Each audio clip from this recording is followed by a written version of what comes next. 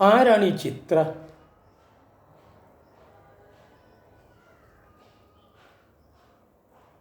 ആരാണ് അവർ? ആരാണ് ഈ ചിത്ര? ഇന്ന് സോഷ്യൽ മീഡിയയിൽ നിറഞ്ഞു നിൽക്കുകയാണ് അവർ.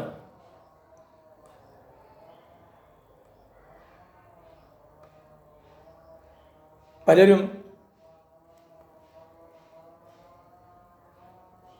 മിണ്ടാതിരിക്കുകയാണ് പല കാര്യങ്ങളും.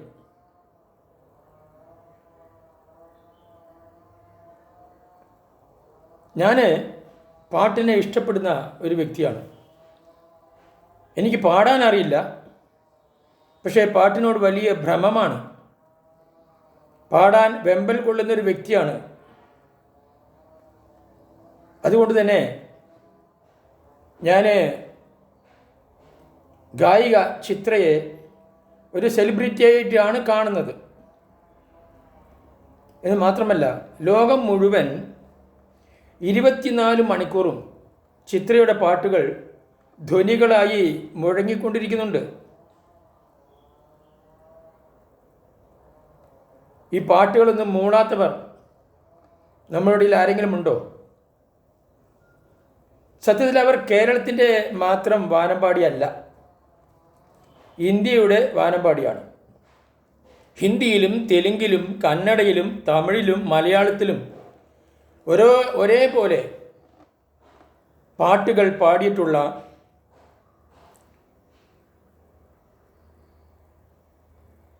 ഒരു സംഗീതജ്ഞയാണ് അവർ.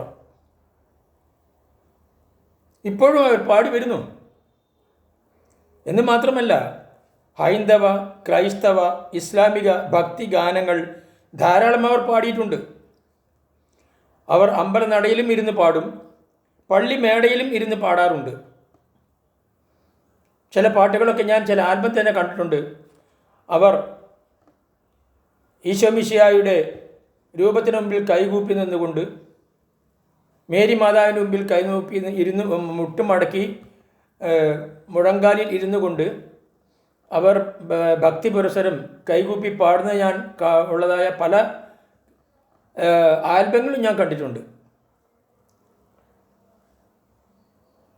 അവരുടെ തൊഴിൽ എന്ന് പറയുന്നത്, പ്രൊഫഷൻ എന്ന് പറയുന്നത് സിംഗിങ്, പാടുക എന്നതാണ്. അതവർ കൈകാര്യം ചെയ്യുന്നതിൽ നീതി പുലർത്തിയിട്ടുണ്ട്, ഒരു സംശയവും വേണ്ട.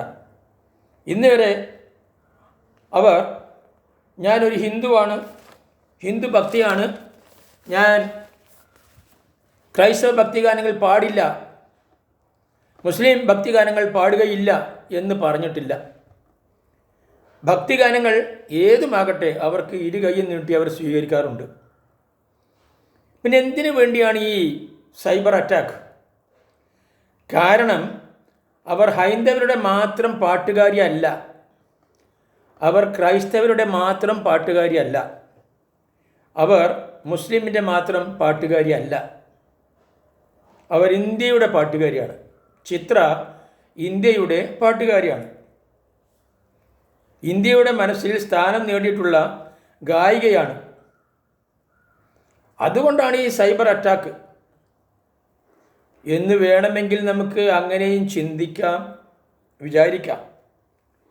ചിത്ര താൻ ജനിച്ചു വളർന്ന മതത്തിലും ദൈവത്തിലും വിശ്വസിക്കുന്ന ഒരു തികഞ്ഞ ഈശ്വര വിശ്വാസിയാണെന്ന് ഈ നിമിഷം വരെ അവരുടെ ആസ്വാദകർ ചിന്തിച്ചില്ല, മനസ്സിലാക്കിയില്ല.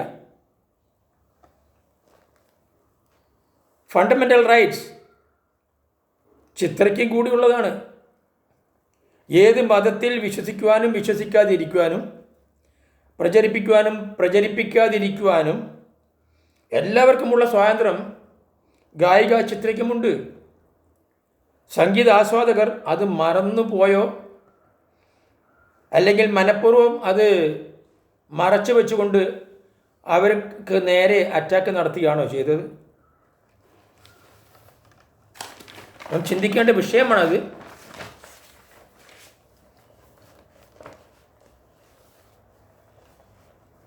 അപ്പോൾ സംഗീതാസ്വാദകർ ചിത്രയിലെ അവരുടെ മൗലിക അവകാശമായ ദൈവവിശ്വാസത്തെ പ്രത്യക്ഷമായി കാണാൻ ആഗ്രഹിക്കുന്നില്ല എന്നാണോ അതിനർത്ഥം? അതിനുവേണ്ടിയാണോ ഈ സൈബർ അറ്റാക്ക് ഉണ്ടായത്? ഇതേ ചിത്ര രാമക്ഷേത്ര ഉദ്ഘാടനവുമായി ബന്ധപ്പെട്ട കാര്യങ്ങൾ ഒരു കവിതയായി അല്ലെങ്കിൽ ഗാനമായി ആലാപിച്ചിരുന്നുവെങ്കിൽ ഈ പ്രശ്നങ്ങളൊന്നും ഇവിടെ ഉണ്ടാകില്ല. അവർ പറഞ്ഞത് അവർ ഗാനമായി ആലപിച്ചാൽ മതി എന്നാണ് ഞാൻ മനസ്സിലാക്കുന്നത്. അപ്പോൾ എന്തു തന്നെയായാലും അവർക്ക് നേരിട്ടുള്ളതായ ഈ സൈബർ അറ്റാക്ക് അവസാനിപ്പിക്കണം എന്നാണ് എനിക്ക് പറയാനുള്ളത്.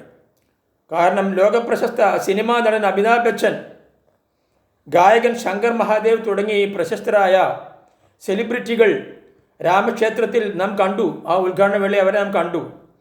അവിടെ ശങ്കർ മഹാദേവൻ സംഗീത സദസ്സ് തന്നെ നടത്തുകയാണ്, കച്ചേരി നടത്തുകയാണ്.